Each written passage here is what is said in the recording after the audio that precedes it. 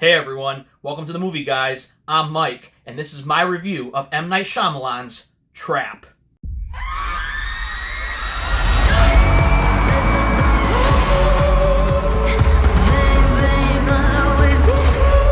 gotta go to the bathroom. Okay, Dad. What's with all the police everywhere? I'm not supposed to tell.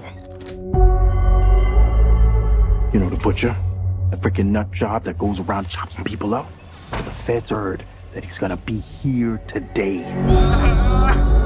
So they set up a trap for him. This whole concert, it's a trap. They're watching all the exits, they're checking everyone that leaves. There's no way to get out of here. Trap is directed by M. Night Shyamalan. If you don't know him by now, you should. Director of The Sixth Sense, Signs, Lady in the Water, The Last Airbender. We won't talk about that one. Me personally, I like the creative styles of M. Night. I've always liked that he's been a little bit of a different filmmaker than what we're used to in this kind of genre. And Trap is no different. But this time, Trap feels a little different than his last few films. But this is in a good way. Because back in the day when he did The Sixth Sense and Signs, two of his best movies, it felt like he hit a little bit of a lull with his few other movies like Lady in the Water and such. But this movie here goes back to classic M. Night Shyamalan. If you like The Sixth Sense and Signs, this movie is going to be for you. And all I can say is this movie had thrills, chills, and excitement from beginning to end, at least for me. This individual that we're searching for won't panic. Josh Hartnett plays Cooper, a father taking his daughter Riley, played by Ariel Donahue, to Lady Raven, who is also played by M. Night Shyamalan's daughter, Salika, I believe her name is Salika Shyamalan. And I have to admit, I liked the music. And to find out later on that this was original music written for the film, Salika's got a hell of a voice, and I liked the music, and I'm considering picking up the soundtracks. I found it to be upbeat, the lyrics were meaningful, and just overall had a good sound to it. The movie begins with Cooper taking his daughter to the concert. We see the typical Taylor Swifty kind of group get all excited about Lady Raven and wanting to see her come out of the bus before she goes inside the arena. And then we find out that Cooper's daughter's having some problems with some girls at school. He tries to be the loving, caring father, but he's also trying hard to be to act that age, trying to use different slangs and the way he talks in different tones. Everything seems normal at first for a good while, although we do see around the arena that there's a lot of police and SWAT lined up, which is definitely out of the ordinary for a concert like this. The structure of this film is very different than what I'm usually used to seeing in these type of movies. But I don't want to make it sound as though that's a bad thing or a weird thing. I like the structure of this film. I like the way that it's told from the perspective of Josh Hartnett. I like the fact that we're kind of getting a look into the psyche of the killer. Instead of seeing everything going on outside and wondering what the killer's motives are, we are seeing it firsthand. And to see how he's going to handle getting out of this situation while worrying about his daughter being there and how he's going to go about looking at different scenarios like under the stage, which leads to a very weird exchange between him and his daughter about getting out through under the stage. But the daughter is actually very intelligent because even she realizes that Josh Hartnett's Cooper is acting strange. Her father's acting strange. And I like the fact that the movie takes notice of this, that the daughter realizes he's acting weird. Because there's a lot of movies where in a situation like this, you kind of wonder why the daughter, the wife, or friend is not noticing the weirdness that we're seeing on screen or other characters around should see that are acting weird. So it was refreshing to actually see that the daughter is a smart character in this and sees that her father is acting out of the ordinary compared to usual. The way they do these sequences where he's going from the back rooms to going through a room of cops, pretending to fill coffee like he's crew and such like that, is very interesting because, again, this is allowing him to see the scenarios around him, to see what's going on around him, and to really get a feel as to how he's going to get out of this situation. Every time I thought this film was over, it wasn't. I was expecting the film to take all place in this arena And right at the end, when we're finally getting the feel that he's going to get out of this arena, I'm thinking, oh, movie's got 5-10 minutes left. It's basically over. But no, we got about 35-40 minutes after the arena that actually I am surprised listening to different critics and different people talk about this film. It shocks me that everybody is so dead set against the last 35-40 minutes being what loses this movie, where the movie loses steam. I couldn't disagree more. I think every piece of this film, from beginning to end, it works. I think the last 40 minutes works very well. I think that getting a chance to see Cooper's family life and then see his wife, played by Alison Pill. If you haven't seen her in Star Trek Picard, check that out.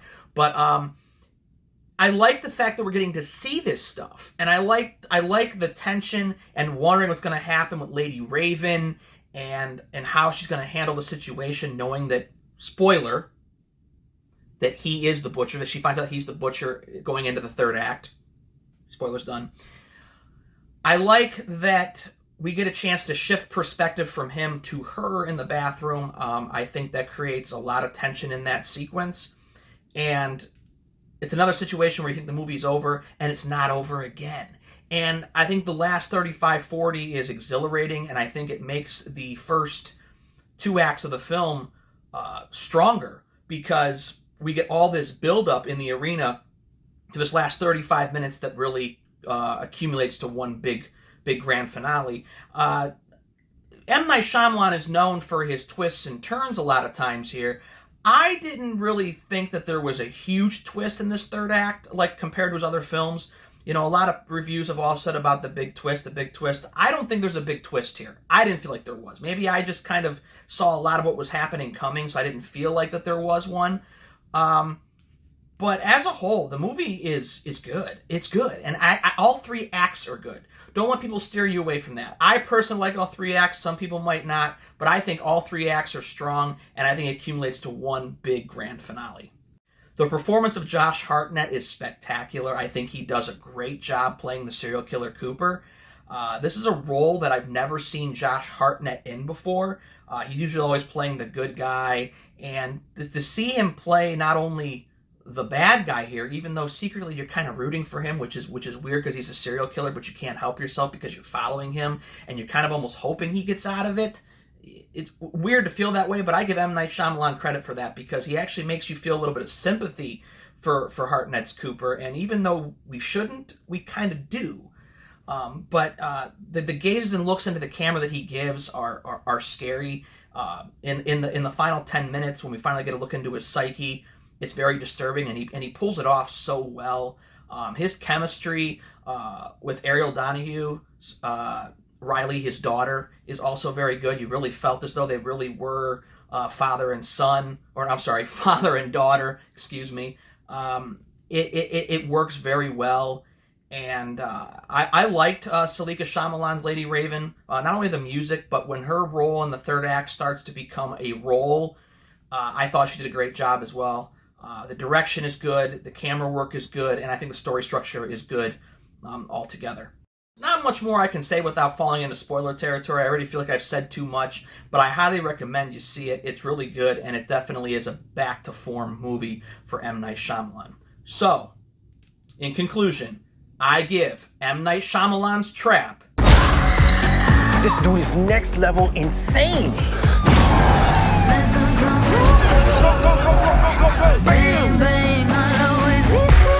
What's happening? I think you're looking for me. Sorry, guys. Sorry. How you all doing? You having fun? Woo! Come closer. What's going on, Daddy? Open the goddamn door! I can't get away. I can't stop. I'll just do this one last one.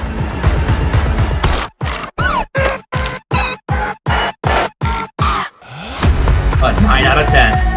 Enjoy the rest of the concert. Well, thanks for joining me on another review, Movie Guy lovers. Again, really excited to keep this journey going with these reviews. This marks, let's see, between A Quiet Place, Fly Me to the Moon, Twisters, Deadpool. This is our 5th review on the channel, and they're just going to continue. We got a good amount of summer movie season left, especially with Alien Romulus. coming out here soon. Borderlands is coming out this week. I'm not too excited for that because I've been hearing a lot of bad reviews. I think right now it's at 0% on Rotten Tomatoes. So part of me wants to check it out just to see how potentially bad it is. And although it can't be much worse than Longlegs, if you've seen our Jason Kabasic and I's reaction to Longlegs, check that one out here on YouTube and Instagram and TikTok. We hated that movie, and I can't imagine a movie being much worse than that one this year. So part of me wants to check out Borderlands just to see if it's just as bad, if not worse. So we'll check that out and see what we think of that one. But a lot of stuff coming. More 4K and Blu-ray unboxings as usual. I have to look at the release. Let's see what's coming out. But anytime something new's coming out that's high profile or a newer release, we'll get the unboxings up on whenever I can. But again, keep following. It's greatly appreciated as always. TikTok, YouTube, Instagram, very important. We want to keep the channel strong and going and to build a community here so we can start getting to live videos so all of you can talk along with me or Movie Guy Jason or anybody else that's on here about movies, Blu-rays, TV, whatever you want in general. So, thanks for joining me, and I'll see you on the next review. See you, everybody.